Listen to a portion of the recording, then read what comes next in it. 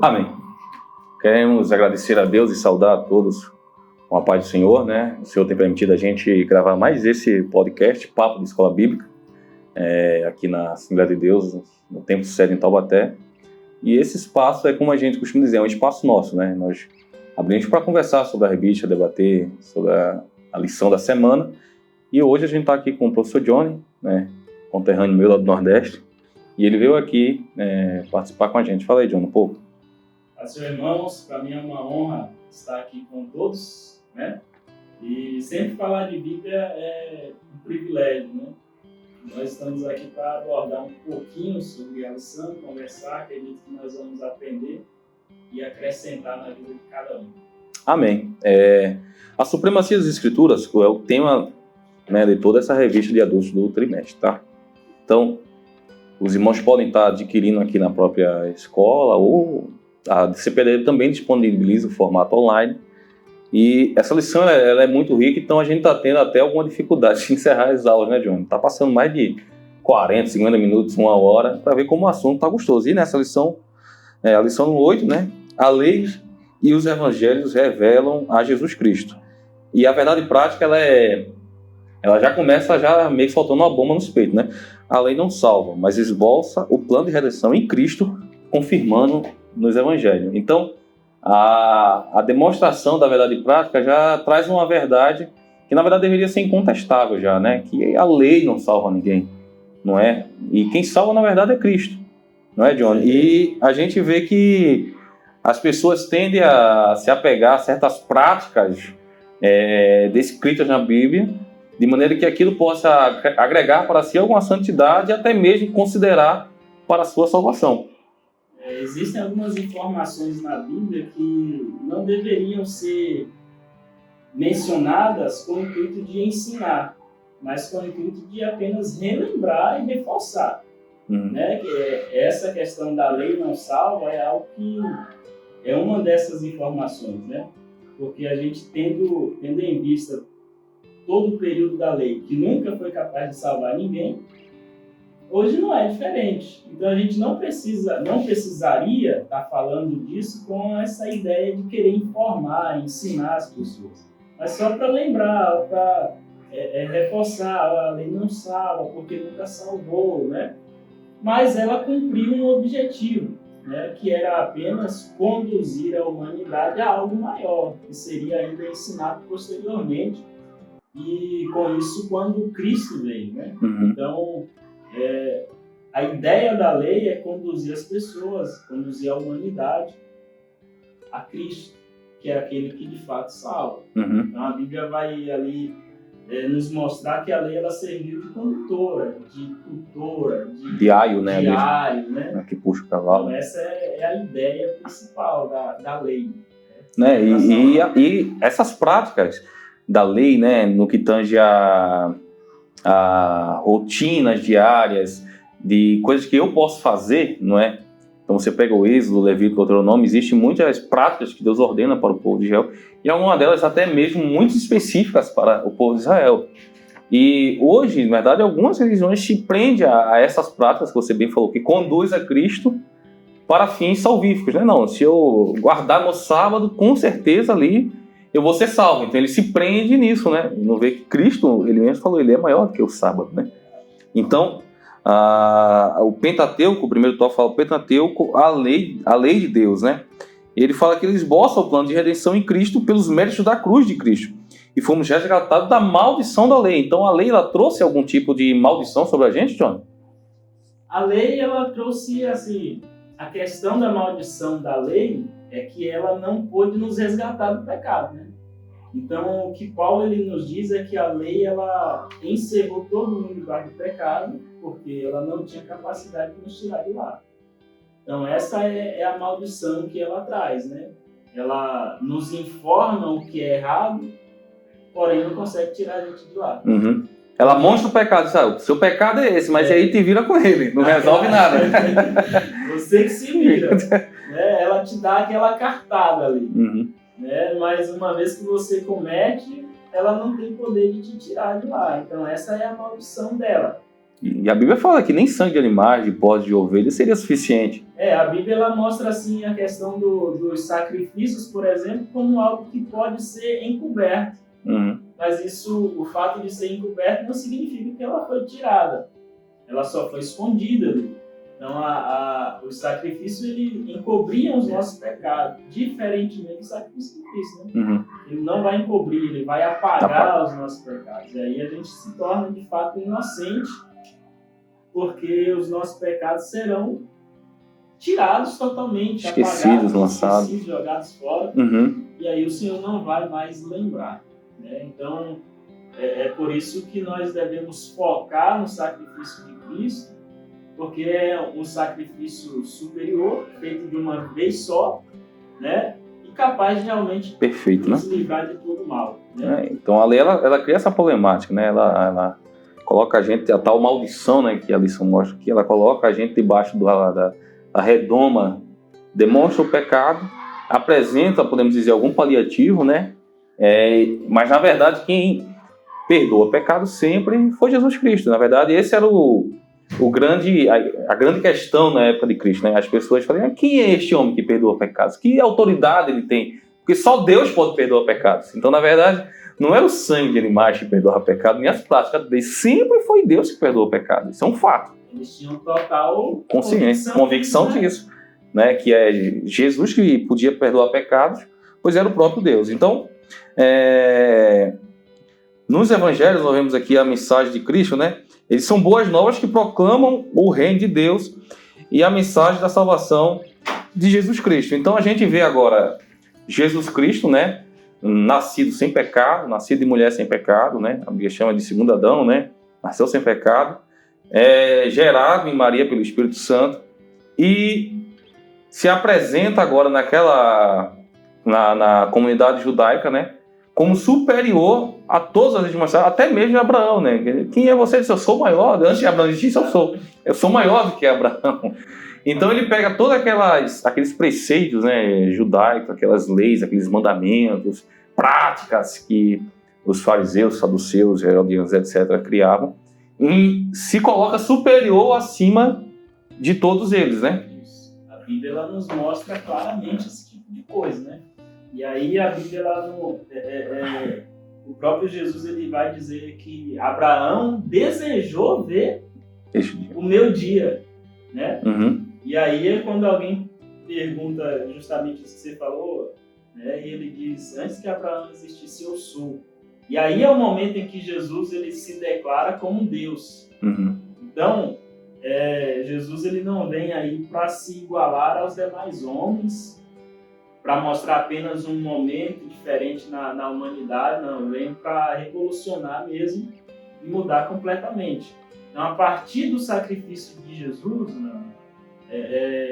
os sacrifícios que eram feitos pela lei já caem por terra. Aí é um problema, como você mencionou, de religiões que fazem uso da lei mosaica ainda, e que é um problema, porque como é que a gente vai poder usar parte da lei e não toda ela, que é um problema que a Bíblia ela vai mencionar isso, né? Se você quer viver em prol da lei, então você tem que viver toda ela. Se errar em um mandamento, você erra em tudo. Então, a gente vê que mesmo os homens mais justos da Bíblia tiveram erros, tiveram deslizes. Então, eles foram justos porque tentaram viver corretamente, mas tiveram erros, tiveram pecados. E aí, o único sem pecado, Jesus de Nazaré. Conseguir cumprir toda a lei, viver de forma inocente e nos livrar do problema que a lei... Na verdade, o único que conseguiu cumprir a lei, né? E o pior não é isso, né? Os fariseus criavam tantos preceitos, centenas de preceitos que acrescentavam mais peso ao povo, né? Então, o fato era tão pesado que nem vocês mesmos podem carregar, mas quer obrigar que o povo cumpra esses preceitos. Então, a salvação é por Jesus Cristo, e não por a gente ter que cumprir só aquele preceito. A obediência a Cristo, na verdade, a palavra de Deus é fundamental daquele que é salvo em Cristo. Mas seguir rotinas, preceitos, dogmas, credos, essas coisas todas, que muitas vezes a gente mesmo cria, costumes até, e a gente reencerra a salvação, a gente nivela a salvação de Cristo, a salvação que Cristo oferece, muitas vezes debaixo desse nível.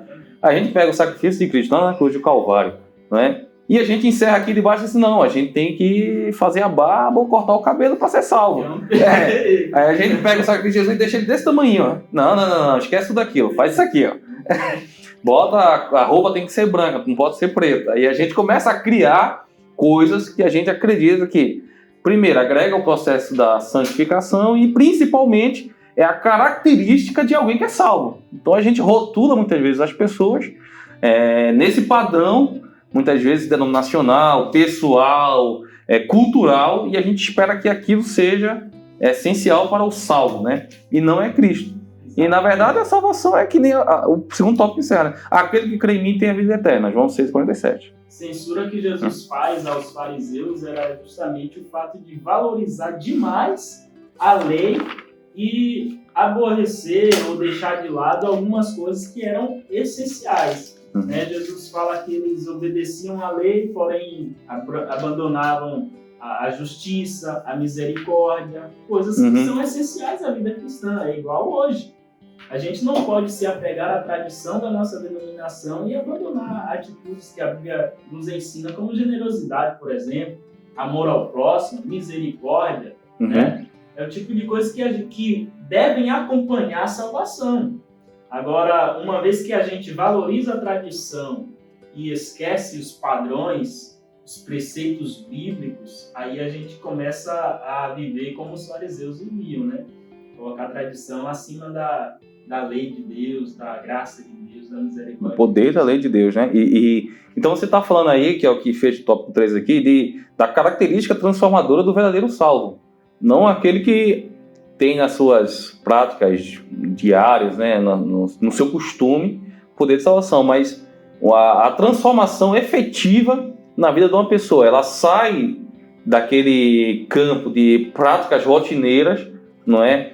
Podemos dizer até mesmo robóticas, né? Eu já tive, por exemplo, costume de tanto tempo adorar lá no templo, de tanto tempo esse sacrifício. Dependendo do meu tipo de pecado, vai ser um tipo de animal diferente. Então, assim, esse tipo de prática, a pessoa fazia o seguinte: então eu não preciso ter uma vida verdadeiramente santa em Cristo, não preciso, por exemplo, amar o próximo como a ti mesmo, né, como Jesus disse, e a Deus sobre todas as coisas, se eu pratico essas coisas. Então, se eu faço todas essas coisas, eu não preciso, porque não está ali, entende? E até aquele jovem que conhecia todos, não conhece os mandamentos, conheço. Citou tudo, agora deixa tudo, me segue.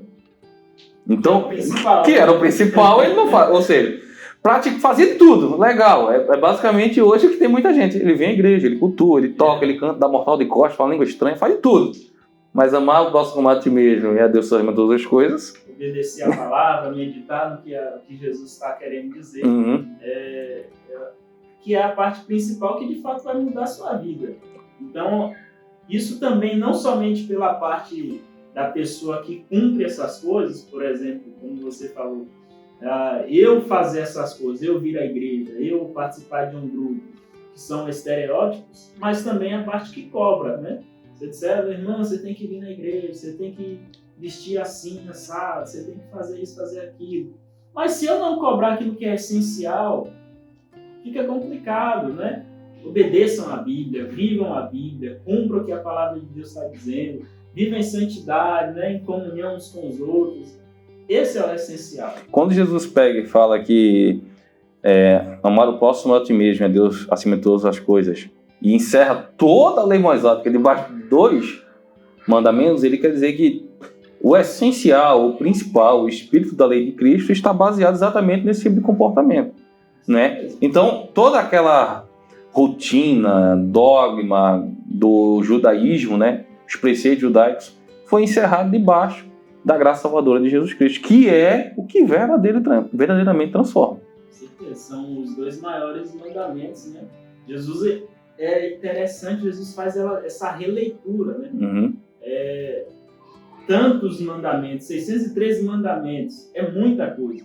A pessoa está em tanta ordem, tanto preceito, que ela se embola, se perde, mas vamos embora, vamos aí, E aí Jesus vem e reduz. Aí tem sempre uma frase que é muito boa, né? Menos é mais. Menos é mais, né? Então, assim, Jesus reduz tudo né? Amar a Deus acima de todas as coisas, ter o próximo como a ti mesmo. Então isso daí... E reduzindo, ele não simplificou, porque não é simples, não é fácil, né? Não, é difícil. Nossa, é difícil.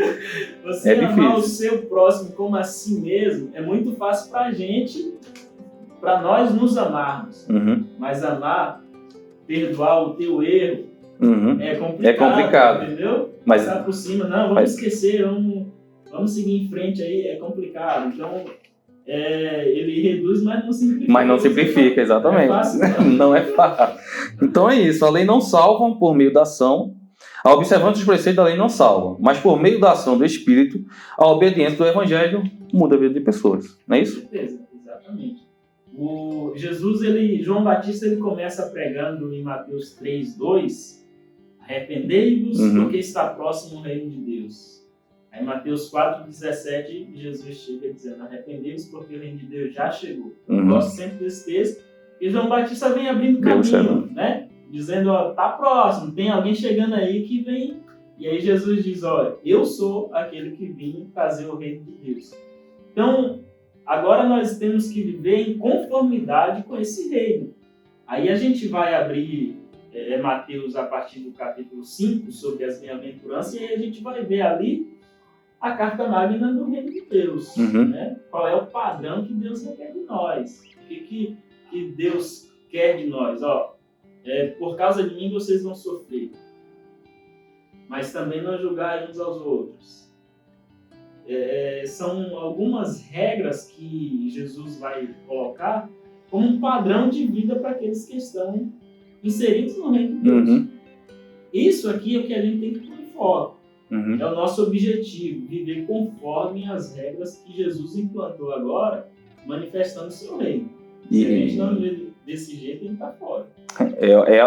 É o Espírito Santo dentro de nós que realmente vai ser o guia, né? Que vai ser o condutor a Cristo. Porque por a gente mesmo, nós realmente não teríamos como, né? Nós somos extremamente limitados e pecadores. Mas o fato de que pela fé recebemos o Espírito de Deus em nós, é Ele que vai fazer toda a ação transformadora e condutora de Cristo pela santidade. Não é a gente que faz mais isso. Então, nós vemos aqui essa lição número 8, né? E a próxima, nós vamos trazer outro professor aqui, vamos estar comentando também. Mas essa 8, que a lei e os evangelhos revelam Jesus Cristo. Toda a Bíblia de Gênesis e Apocalipse, o primeiro versículo ao último, é mostrando Jesus Cristo. É Cristo, é Cristo. Você a pessoa falou, mas aí é muito fácil, só tenho que receber a Cristo como Salvador, Ele muda a minha vida. Eu disse, é isso mesmo. É isso mesmo que você precisa entender. Você descobriu, não é tão difícil. Recebe a Cristo como teu Salvador. Então esse é o foco, é Cristo, sempre foi Cristo. É o foco da Bíblia, tem que ser o foco da nossa pregação. Não dá pra gente estar pregando um monte de coisa e esquecer Cristo, deixar Cristo, a cruz, o sacrifício. Tá fazendo nada, na verdade. Tá fazendo nada. Tá acrescentando a vida de ninguém. Exatamente. Então, amém. Nós queremos te agradecer por ter participado aqui com a gente. Divulga, compartilha no YouTube. A gente também estamos no Deezer, no Spotify, para você escutar teu áudio aí enquanto tá fazendo tua caminhada, enquanto tá correndo, enquanto tá indo trabalhar. Tá? Comenta ali, nós vamos estar abrindo, sempre comentando ali a pergunta. Queremos agradecer a todos que estão ali comentando, né? Queremos agradecer a você. Participe, é um trabalho nosso, da igreja aqui, da Assembleia de Deus de Taubaté, mas na verdade é para abençoar a vida de quem quiser ouvir e aprender a palavra do Senhor. E aí, domingo pela manhã, nós estamos aqui na Escola Bíblica Dominical. Se você quiser aprofundar e aprender, John estará aqui junto com os professores para ensinar um pouco aí, mais um pouco das Escrituras, tá? Que Deus abençoe você, que Deus abençoe sua vida. Quer fechar, John? Um abraço para todo mundo, Deus abençoe em Cristo Jesus. Amém. Deus abençoe a todos.